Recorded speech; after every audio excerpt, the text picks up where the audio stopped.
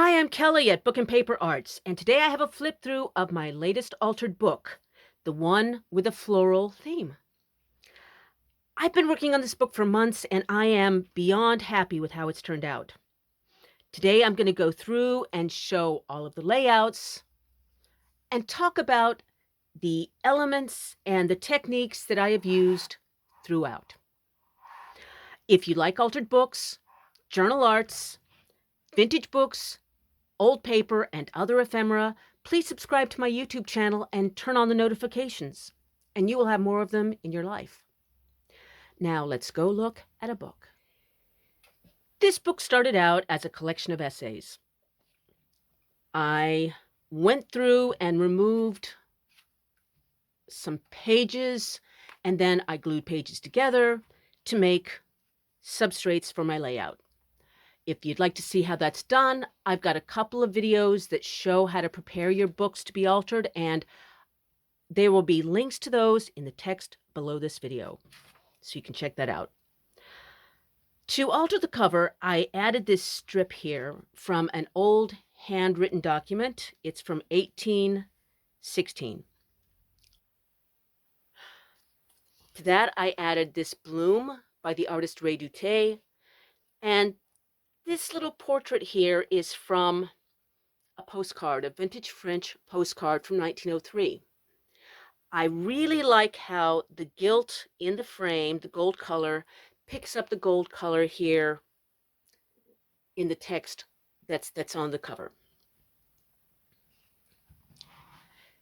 This first layout started with mathematical tables. It says logarithms of cosines. I don't know what either of those words mean. Let's see. I hand drew and hand watercolored this big, messy flower, and I added some mark making here with stencils and these birds. They're from 1911, from an old textbook. Here I have anchored this side of the page with a segment from a page in a magazine called The Girl's Own Paper. The Girl's Own Paper was popular in England for decades, and I have several copies from the 1870s, 80s, and 90s. And they often have these gorgeous illustrations of flowers and pretty young women. I brought this across both pages.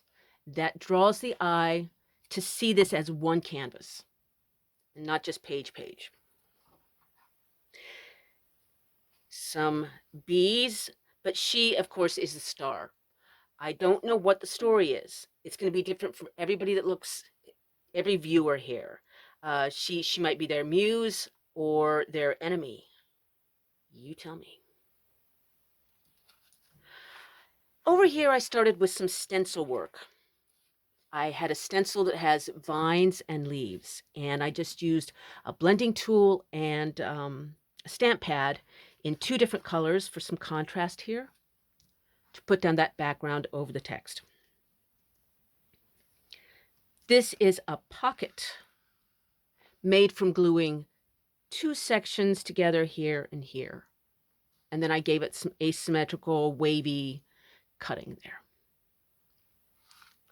This is an identity card. It's English. It's from 1951. And I have also altered it. This lady is an original print from a book of the history of England from 1872. Here, I really like the way these two pieces are echoing each other. This is leaning up vertically, but off this way. She is also sitting up, and even though she's looking out at something that we can't see, she's also tilted in that direction. And that really helps this hold together as one canvas. I gave her some wings here made out of leaves, and that echoes this here.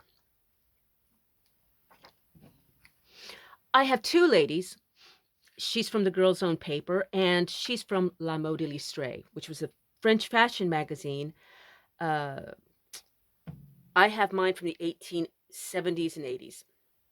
She's got some beautiful flowers here and also on her shawl. And this lady is lost in thought, but holding a flower. They're beautiful as they are, but I've added a little bit of layer with this vintage poppy printed on acetate.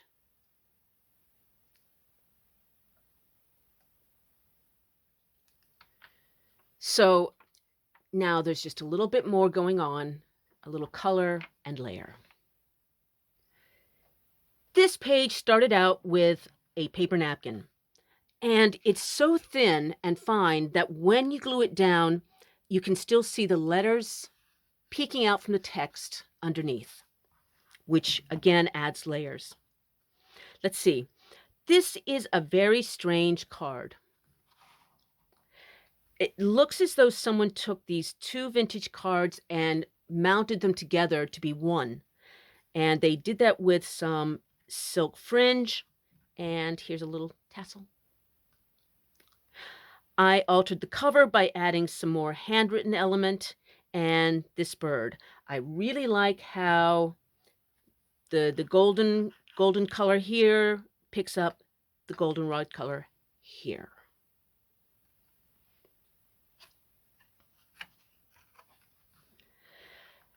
I started this book as with a floral theme because it was the end of winter and I was so hungry for color. But I just found another one of these black and white stilograph kind of drawings, and it was so pretty that even though it was black and white, I knew it was going to make a good page. I've added that to this rough torn border of handwritten thingy. And on top of that, we have a vole who is studying the bees, which kind of goes back to this page with the bees and gives it a little bit of continuity. I have a whole longer video of how this page was made, just showing the process, building up layer by layer. I also have process videos of several of these layouts. And if you're curious to see in detail how these pages got made, you can find those. Again, there's some text below this video, and the links to those will be there. These pages are actually made with pockets made from vintage postcards from around the 19 teens. And what I did was I went round them here, here, and here, and now I have a pocket that's open here. It actually says on the postcard that my happiness is their only desire. Well then. Inside is a vintage French holy card that says Caritas Amor Fides, which means charity, love, and loyalty, I think. And it's from 1899. It has these flower borders on either side.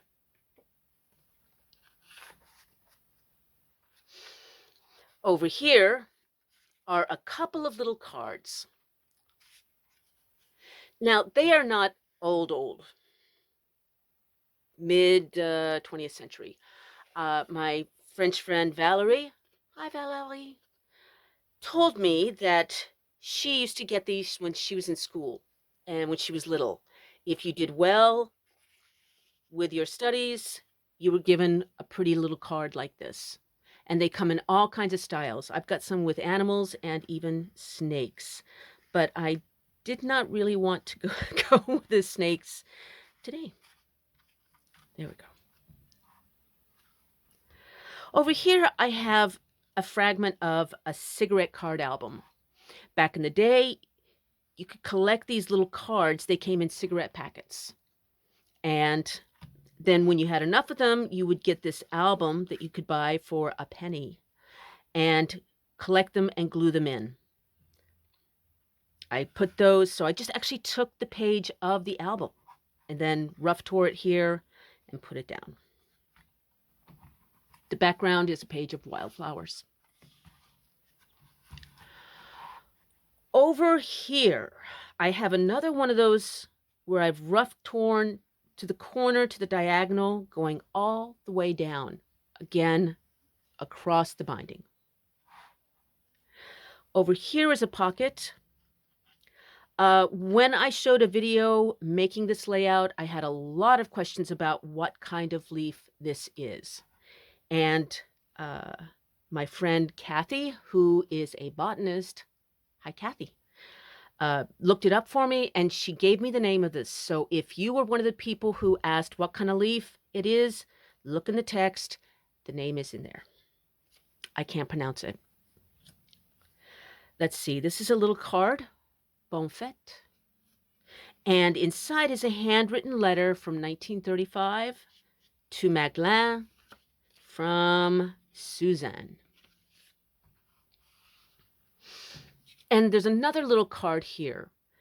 These, I think, were cigarette cards. They were definitely trading cards that you would collect from the early 19-teens. And this lady is Dietel. Is that how you pronounce it? And it says she is an artiste. She was actually a very popular actress and opera singer.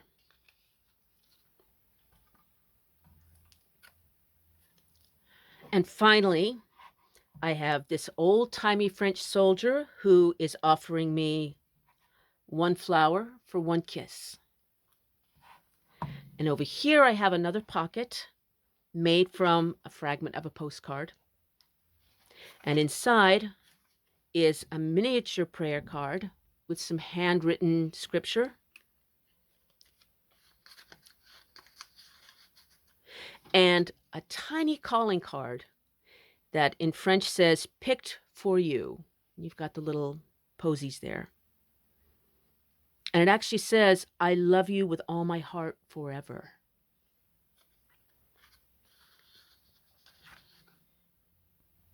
This book is for sale.